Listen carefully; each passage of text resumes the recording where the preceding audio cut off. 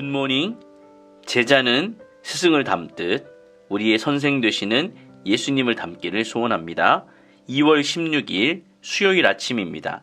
오늘의 말씀은 요한복음 13장 18절에서 30절까지입니다.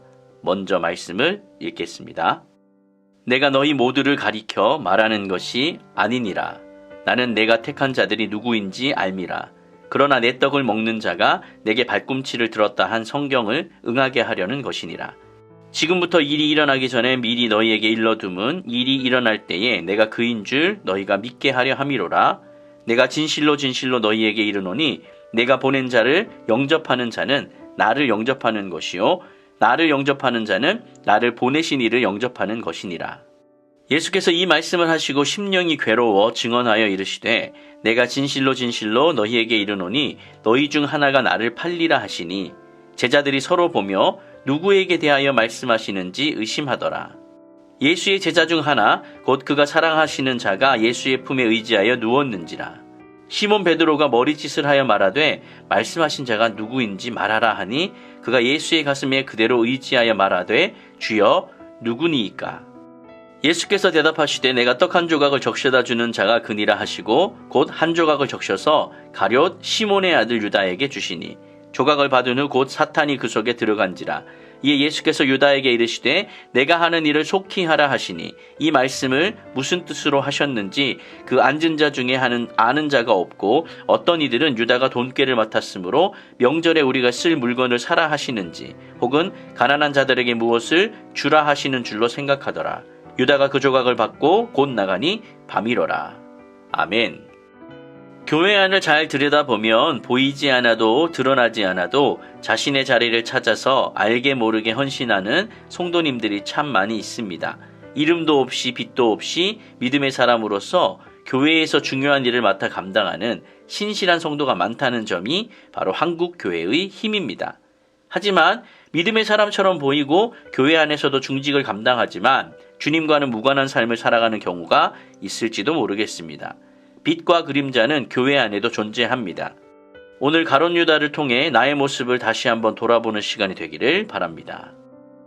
첫 번째 생각해 볼 것은 가룟 유다도 제자였다는 사실입니다. 세족식을 마친 예수님은 유다가 배반할 것에 대해서 말씀을 하시는데요. 6장 70절에서는 12 중 하나가 자신을 배반할 것이다 라고 언급하셨고 방금 전 이 본문의 앞부분에 나오는 10절에서는 제자들의 발을 씻으시면서 너희가 깨끗하다 하나 다는 아니다 라고 말씀을 하셨습니다. 그리고 오늘 본문의 21절을 보면 예수님께서 제자 중 하나가 자기 자신을 팔 것이다 라고 하셨습니다. 이 말은 제자들에게 충격적이었지만 예수님 편에서는 아마 더 충격적이었을 것입니다. 21절에서도 나오듯이 괴로움과 고뇌의 모습이 그대로 드러나고 있습니다. 21절을 한번 읽어보겠습니다. 예수께서 이 말씀을 하시고 심령이 괴로워 증언하여 이르시되 내가 진실로 진실로 너희에게 이르노니 너희 중 하나가 나를 팔리라 하시니. 예수님은 누가 배반할지를 분명히 알고 계셨습니다. 그 사람은 바로 예수님의 제자 중 한 사람입니다.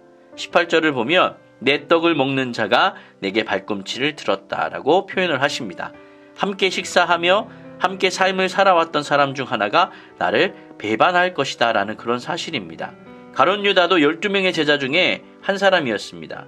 예수님의 공생애를 함께 했던 제자였습니다. 우리는 가룟 유다를 향해 손가락질하고 비난하기도 하지요. 그러나 누가 가룟 유다를 처음부터 물욕이 가득한 사람이었다라고 단정할 수 있겠습니까? 이혼이라는 것은 결혼이 전제되어야 가능한 것이죠. 마찬가지입니다. 배신은 신뢰가 전제되어야 합니다. 적어도 예수님을 사랑하지 않았던 제자는 없었습니다. 가룟 유다도 예수님을 온전히 믿었고 자신의 삶을 모두 그분에게 드렸던 제자 중에 한 사람이었습니다. 두 번째, 가룟 유다는 중요한 제자였습니다. 어느 공동체이건 간에 재정을 담당하는 사람은 그 공동체에서 가장 신뢰가 두텁고 믿을 만한 사람입니다. 누구보다 성실하고 누구보다 사리분별이 빠르며 열정이 있는 사람입니다. 가룟 유다는 제자 공동체에서 돈꾀를 맡고 있었습니다. 그만큼 모두로부터 신뢰를 받았다고 해도 틀리지 않을 것입니다.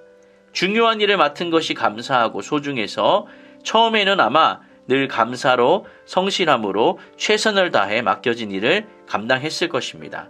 그러나 사람들의 신뢰와 그 자리의 중요성이 어쩌면 그를 교만하게 만들었는지도 모르겠습니다. 어느새부턴가 자신을 과신하며 자리가 주는 일종의 권력에 취해버렸는지도 모르겠습니다. 그렇게 그는 공동체와 예수님을 먼저 생각하기보다 자신의 생각을 앞세우는 사람이 되어버렸고, 그러한 그를 예수님은 도둑이라고 표현하기도 하셨습니다. 우리는 어떠합니까? 중요한 일을 맡겨주심에 감사와 겸손으로 감당하지만 어느 순간 내 생각이 그 모든 것을 지배하고 압도하여 나도 모르게 교만해지거나 내 생각을 우선시하는 일은 없습니까? 우리가 흔히 초심을 잃지 말라라고 합니다. 그러나 그것은 정말 어려운 일입니다. 첫사랑을 잃지 않는 것이 좋지만 유지하는 것은 정말 어렵고, 처음에 가졌던 그 마음을 유지하는 것도 정말로 어렵습니다.